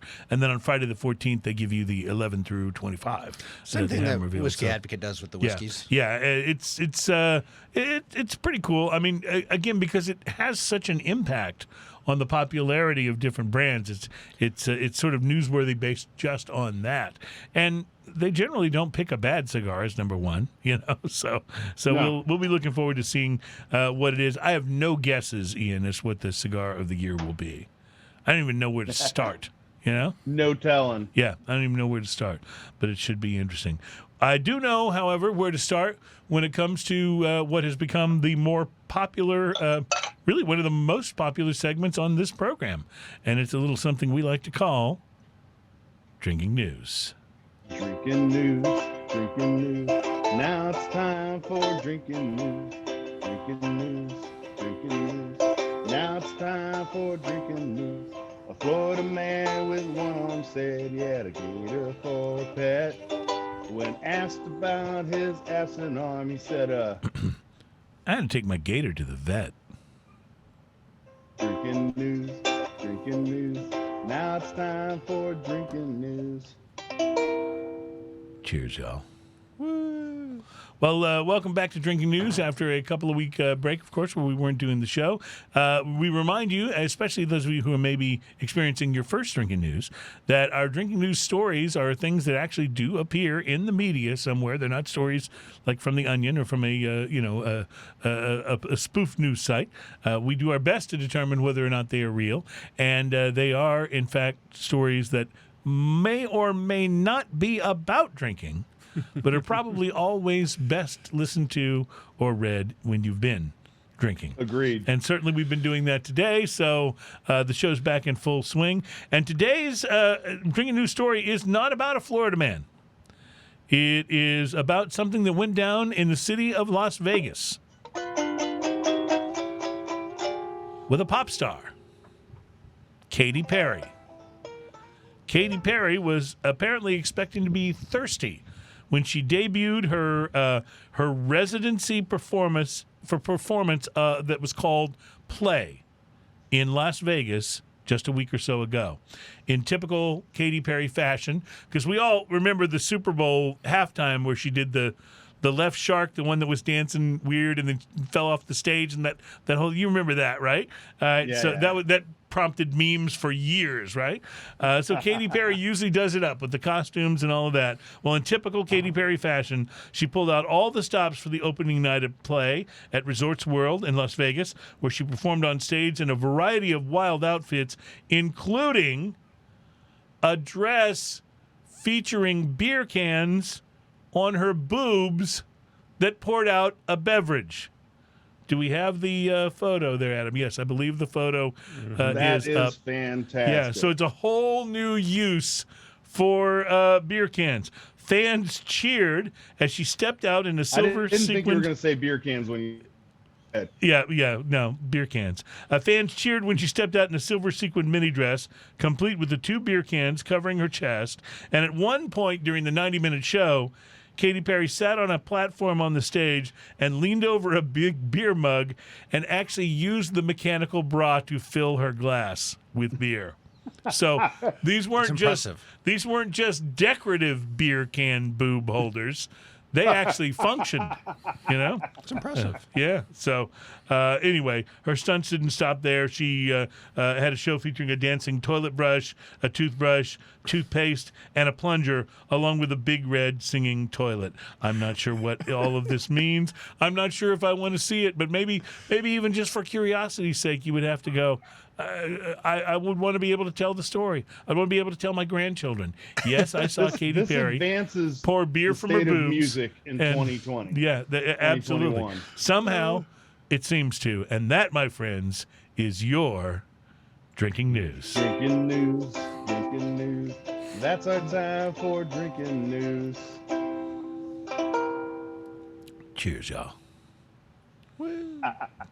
So, yeah, the picture, that's one of those pictures worth 1,000 words type things, though, you know? I mean, but seriously, everything you described sounds like an absolute circus. Yeah. Oh, absolutely. And for those of you, Josh, who are not enjoying video and didn't get a chance to see, I mean, it's literally Katy Perry's in this sort of silver sequiny looking dress. Her hair is long and black. She's got what looks like sunglasses perched on the top of her head, and on her left and right breast are...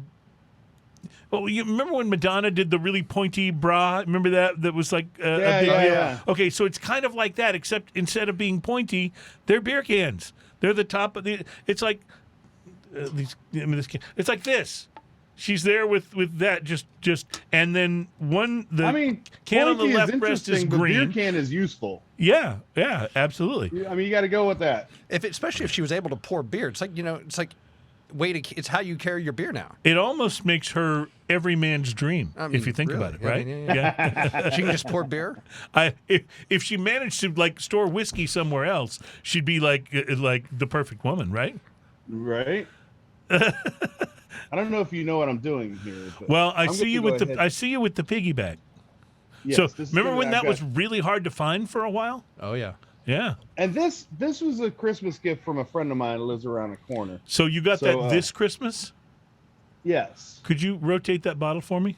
Yeah. Okay. So this you've had it for what 5-6 days, and Something and it's half gone. And just comment. Something like that. Okay. Yeah. Just commenting. Okay. nothing wrong with that. So 2 ounces. Okay. I'm going to go ahead and give you the recipe I'm using here while we're doing it. 2 ounces of this. Are you making an old fashioned? Is that what you're doing? I am. And then it calls for two teaspoons of simple syrup. But here's what I'm going to do. Mm-hmm. I'm going to go with 1 teaspoon of simple syrup. I think you Dude, got that two was there. about I 5 think you got teaspoons two of there. simple syrup. Don't judge me. I don't think there was judging, just commentary. Yeah, that's right. Observation. This, by the way, if you're going to buy maraschino cherries, don't buy those bright Oh red no, ones. you've got to buy the These, Luzardo, and these are ridiculously expensive.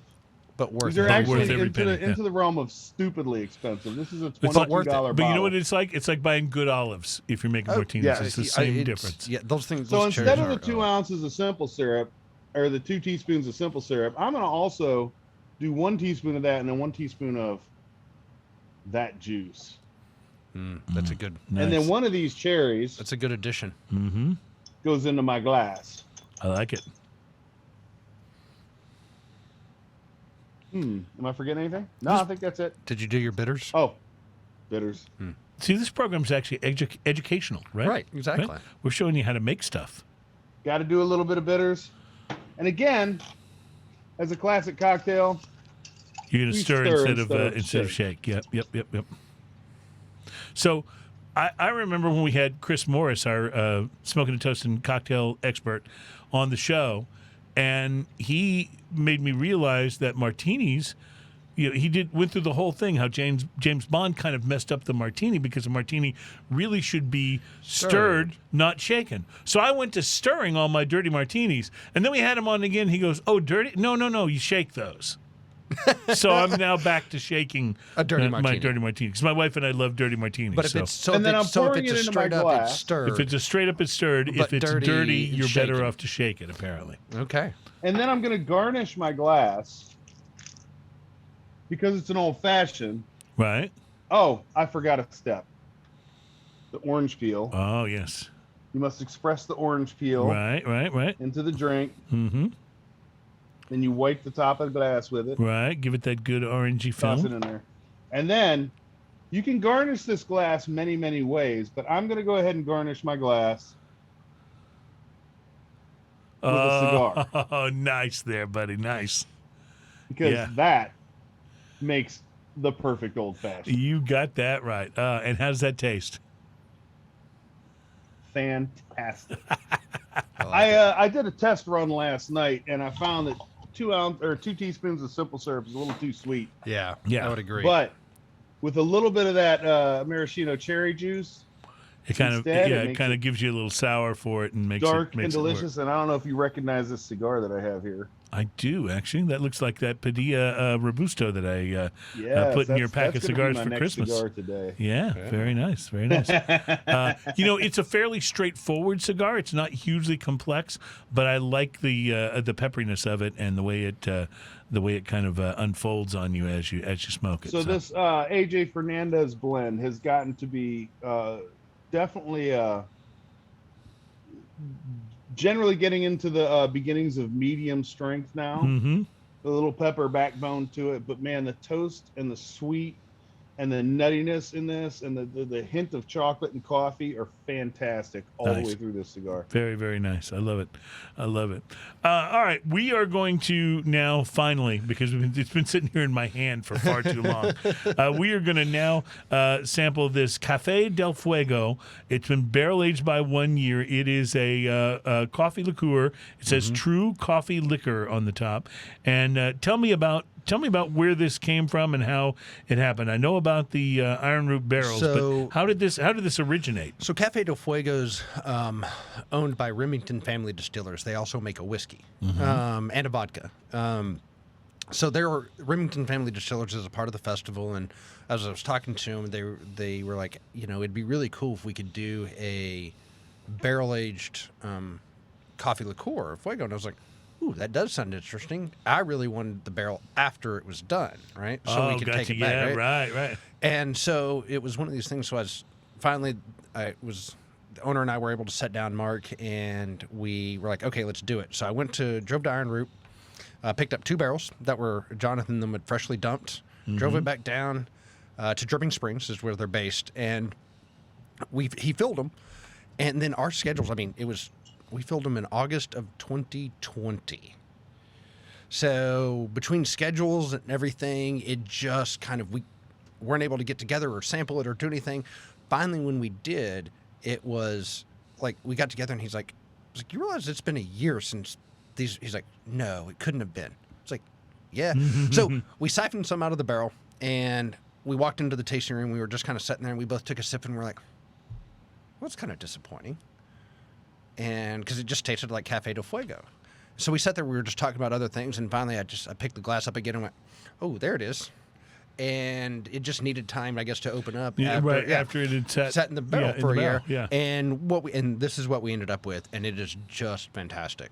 It is wonderful on the nose. It's got almost a, and I say this not in a negative way, but almost a burnt roasted coffee bean note to the nose. But it's very enticing. And almost like a vanilla extract. Yes, absolutely. Yeah. If somebody leaves the coffee pot on a little too long, if it goes another minute, the smell is not going to be good. But right when it first starts to be sort of toasty, it's a pretty good. That's what I'm getting on the nose on this. And I think that toastiness is coming from what the barrel did to the coffee liqueur, because you don't get that same type of toastiness in the regular Café del Fuego.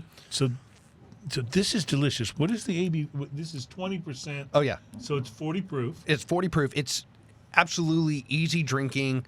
Out by fire on a cool night. This would be fantastic. Would totally work. And I think it'd go great with the right cigar as well. Oh, it totally would, because it's got so much coffee to it. Yes, exactly. Yeah. You know what this could be? Like you said, out by a fire on a cold night, this could totally replace the hot toddy.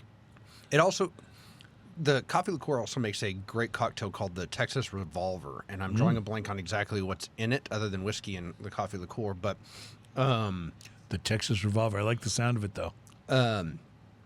But so anyways, this was the whiskey, the aging in this adds a little bit on the palate. You get a little bit of that, I guess, that whiskey. You do pick up the whiskey, but from a faintness of like the barrel, you pick up a little bit of that oak spice in it.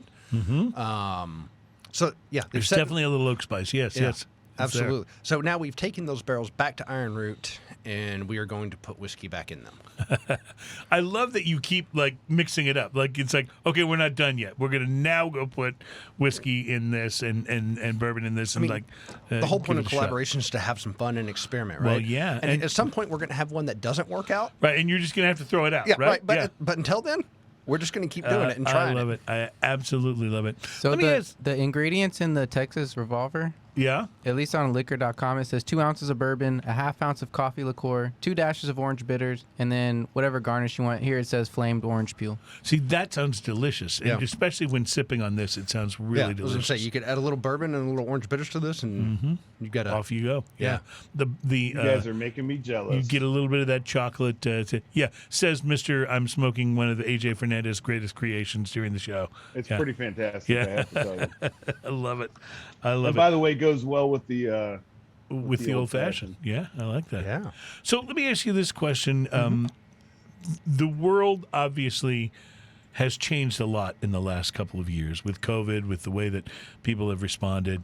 This time around with the Omicron variant, which seems to be, very, very communicable, very contagious, but we're not seeing the lockdowns. Right. From where you sit as a guy who does a big whiskey festival and events every year, what do you think our future looks like? would you dare to speculate? I don't, because I think the moment I do, it's gonna go shift a complete opposite direction, a third prong or whatever. Sports has kind of come back, but it's been different, and festivals have kind of come back, but they've been different. Like they have been. Do you think we'll ever get back to the way that things were, or do you think our new reality is going to be maybe a more careful approach, like some of the things that you've been doing? I think at least for the immediate future, we're gonna have to take a careful approach. Mm-hmm. Unless this ever becomes something like what the common flu is, mm-hmm. Or something like that, then we're always gonna have to be more careful about how we approach events. But we are seeing events come back. We're seeing live music start to come back. We're seeing festivals come back, sporting events. They're coming back slowly, and they are looking a little different. And I think we're going to continue to see that.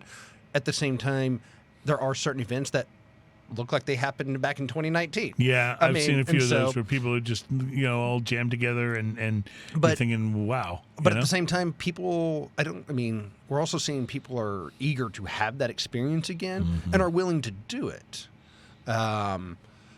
And then it's just weighing, what's responsible versus, what you can do just because you can. I think that's the line that will move. Right. Is what's considered, responsible, what's considered risky. I mean, let's face it. There is very little that we as human beings do that carries no risk at all. Right. You get behind the wheel of a car, mm-hmm. Even, smoking a cigar or drinking a cocktail. Like these things are not with zero risk. Absolutely. At some point, I think we'll get to the point where if we go to a crowded concert event or to a crowded whiskey festival or whatever it might be, that we're going to say, you know what, this is at this stage of wherever we are, this is a risk that I'm okay with accepting. But I don't think we're there yet. Well, I think in some instances you're already seeing that. People are okay. And I think it all depends on where the ebbs and flows of what we're dealing with from a standpoint, right? Well, we were definitely getting there before Omicron. Right. And so we were seeing that that ebb, that little dip in it, and so everybody was becoming more comfortable with whatever the risk is. And then all of a sudden this Omicron comes up and it's highly communicable and all of those things, and they're just like, ooh, is it really worth the risk just yet? Just yet, right. But if it maintains, the longer it maintains, the more people are going to be willing to accept that risk, or as it dips. I mean, we're social creatures as human beings, and we kind of crave getting together. People are dying to get out. Ian and I got together over the holidays and went over to Eighth Wonder Brewing in East downtown Houston, sat and had a couple of beers and smoked a cigar, and it just felt so good to be out with a friend. You know what I mean? We weren't doing a show. We weren't doing anything. We were just sitting and having beers and talking about whatever and enjoying cigars. And it was so much fun. I came home and I told my wife, I said, I had such a good time today. Like it was just something that had been missing from life. Oh, absolutely. And I do think after, up until Omicron, people were ready to take that risk and wanted to go back to have at least some normalcy. And this has scared us back into our corners a little bit. Some, I mean, to some degree it has, and then others, are like, well, okay, it is more contagious, but we're not seeing as many. We're not seeing the side effects. The side effects of getting it have not been as bad, milder, right? And so they're like, ooh, well, and your personal choices are your personal choices, and that's fine. And it's very much like the vaccinations. Mm-hmm. It's like some people who got the first or second vaccination or the booster, it put them down for a day. Other people had no nothing. I had man, I got that booster, and that booster just knocked me out. Yeah, for 2 days. I had no problem with the booster at all. I was a little fatigued after the second vaccination, but the next day I was fine. Nothing with any of them. Yeah, didn't have any. But experience just like that experience varies so wildly among people, I think the actual disease itself is varied. But I don't know. As a person who, one of my favorite things in the world has always been enjoying the culture of hole-in-the-wall bars around the country and trying to visit them, everywhere that I go. That's something that's been really, really missing, and I'm glad to see that on some level we seem to be getting back to that. I actually cheered the day I rounded the corner several blocks from my building and saw that Reserve 101 was open again downtown in Houston. I was like, yes, they made it through. Like, I was so happy, because it's just such a great little whiskey bar. That's a great bar. So, all right. So let's take a break. We want to come back and kind of wrap up. But I have to tell you, these have both been absolutely delicious. And I don't drink a whole lot of coffee liqueur, but that was sensational. It's not necessarily my go-to, but this turned out far better than I actually ever anticipated, and that it's so good. And I may have to make a trip to Maynard, because this Tom Roy is good stuff. Ian, I wish you'd been able to sample a little of that. I'm going to pour some in his glass. I'm going to have to go to the whiskey festival. Yeah, please do come. I'd love to have y'all as a guest. And you will have some of this there, won't you? Well, as long as we have some left. Okay, I understand this. All right, we'll be back to wrap up the show. Thanks for being with us. Thanks for sticking with us through the holiday, by the way, and coming back in January. We're here, and we're loud, and we're proud, and we're smoking and toasting, and we'll be right back. Feel free to pour yourself whatever you want. Thank you.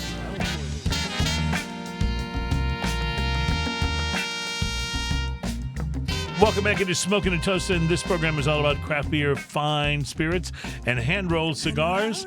Ian's enjoying a hand-rolled cigar. I'm certainly enjoying a fine spirit as I went back for a little more of this single malt Tom Roy with the brandy barrel finish. And you mentioned that it wasn't just brandy, but it was brandy that had was orange. It was an orange muscat brandy. Orange muscat brandy, from Andalusia Whiskey Company, which, speaking of, are the only Texas distillery that made Whiskey Advocate's top 20 whiskeys this year. Wow. It was number 20, but it was their Striker, which is a Texas smoked single malt. So they smoked their barley with mesquite, oak, and apple.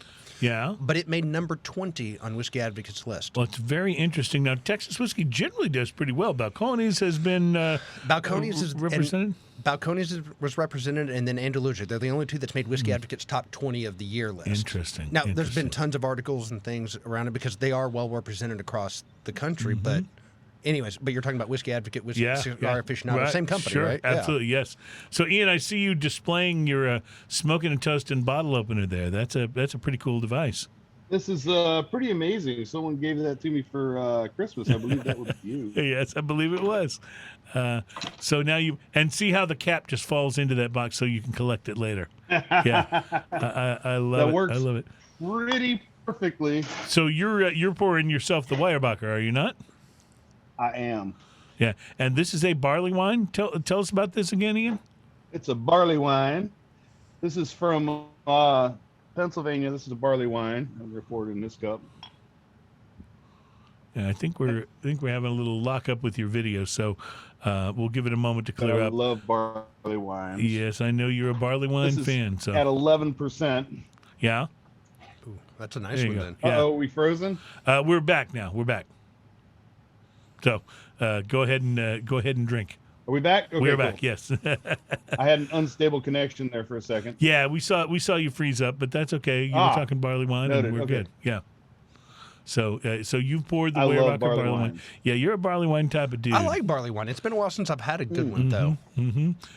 One of the things that we talk about a lot here on the show is that American barley wines have a tendency to be more carbonated, and we're less inclined, both of us.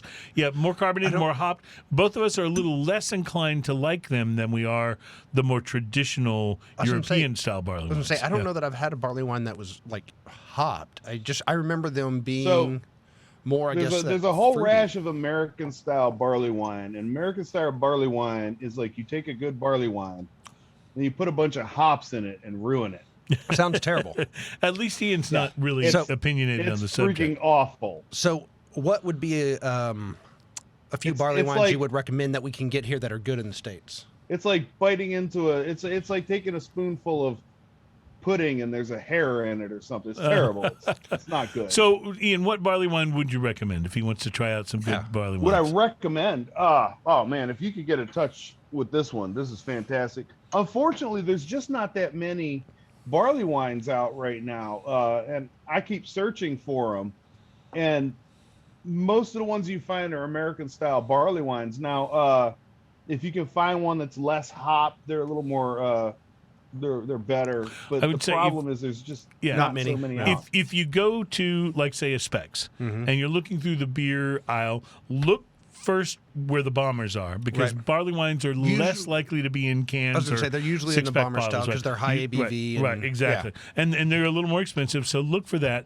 And then, as a rule of thumb, don't buy any that say American barley wines if you're looking for what we're talking about. Now, some people may like that. It's just Ian and I it's all personal preferences. Yeah, but feel that I'm not a hop fan, so I would definitely lean away from the American barley wine. If you see one that calls itself European style barley wine, that might be English try. Or English barley wine. Yep, it'd be worth trying. Or if it simply doesn't say American style barley wine, generally it's going to be pretty good. But like if you buy Sisyphus, is about as good as it gets for an American style barley wine. That's made from real ale. It's a little hoppy, but it's still pretty good. But my favorite barley wines, like this Weyerbacher, is ridiculous. It's sticky, it's sweet, it's over the top. It's like fig and raisiny. It's high alcohol. It's so many things. And I absolutely love that about these barley wines. When you get an American style barley wine, they take all these things that I love about a barley wine, and then they stick an amazing amount of hops in there. And it just ruins it. Plus, American barley wines have a tendency to be a little more carbonated. And barley wine's just not one of those styles that you want a lot of fizz on the tongue. I was going to say, you want it a little bit more still. Look at the carbonation in here. Exactly. It's so minimal. Exactly. I can pour it hard. And it doesn't even. That's exactly how it should be. That's like a Chris hard pour, and it doesn't even raise almost the foam. Nothing. It barely gets the fizz on the top, and it's fantastic. This is my favorite thing. Well, I want to leave you guys with a piece of news that maybe a little bit of a shakeup to the beverage industry. When it comes to canned cocktails, I think the innovator, the leader, may not even be an alcoholic beverage company. The Coca-Cola Company is responsible for releasing what I believe is the tastiest craft hard seltzer out there, which is Topo Chico hard seltzer. I'm not a huge hard seltzer fan. I drink them occasionally.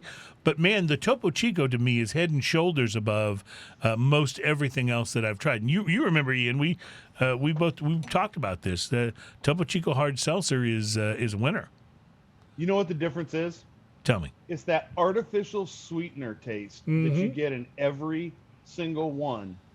There's very few, and Topo Chico is one of them, that don't have that artificial Don't have that aftertaste. Agreed. Okay. Agreed. I got you. All right. Well, now it makes it... I'm sorry, go ahead. No, you go ahead. It makes it I was going to say, and it makes it into a drink that you can actually drink. And enjoy, yes. And not absolutely hate the aftertaste. Well, the Coca-Cola Company, which owns, by the way, Constellation Brands, which is... actually, they don't own it. They're in a partnership with them. Constellation does Corona and a number of other beers. Constellation Brands and Coca-Cola are launching, I think, what may be the next craze in canned cocktails. It's Fresca with alcohol. It's going to be called. It's going to be called. I'm looking for the name. I'm sorry, I had it here, but I lost it. But it's going to be. I think it's going to be called Fresca Free. In any case, it's being launched, and it's going to be. Now we heard about Hard Mountain Dew, which Pepsi, Coke's competitor, is putting out this year. Interesting. But Fresca is going to be launched as an alcoholic beverage, and the analysts are saying that it is poised to be very, very big.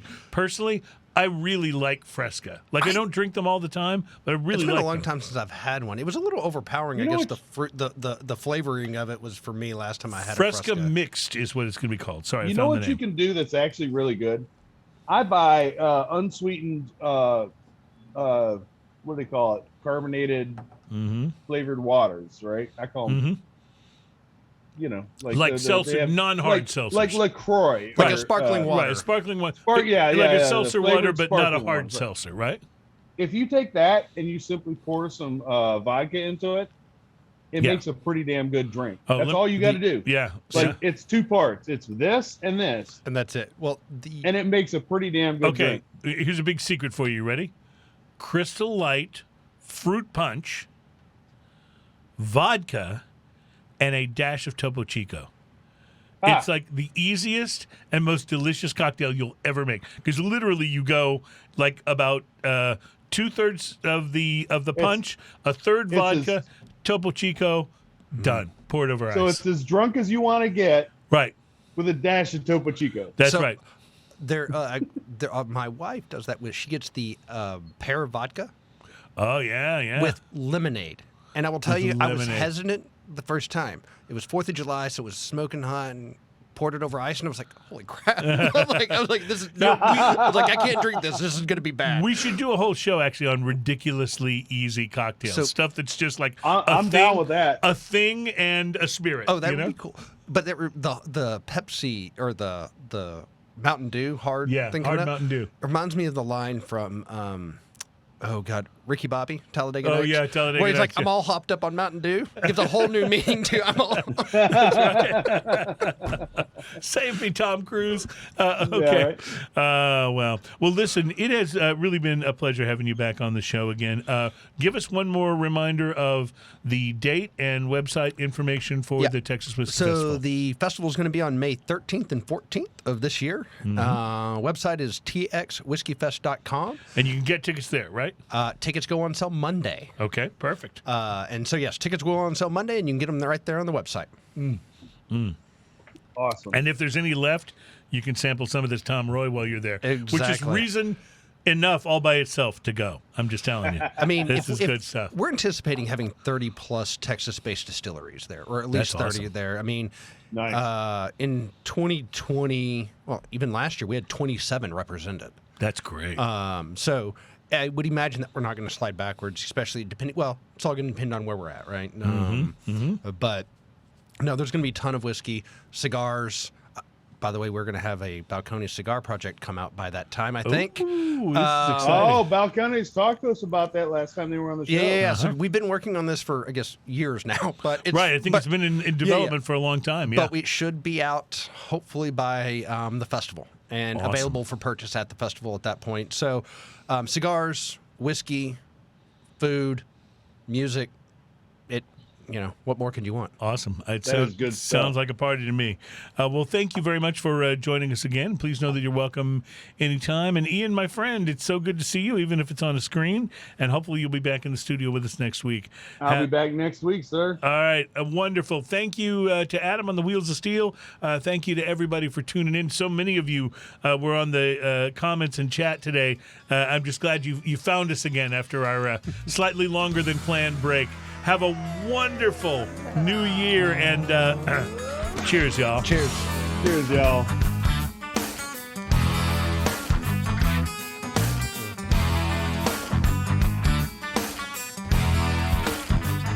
Great fun. Ian, thank you, my friend. Oh, I didn't hang on. I took my headphones off. I didn't hear that.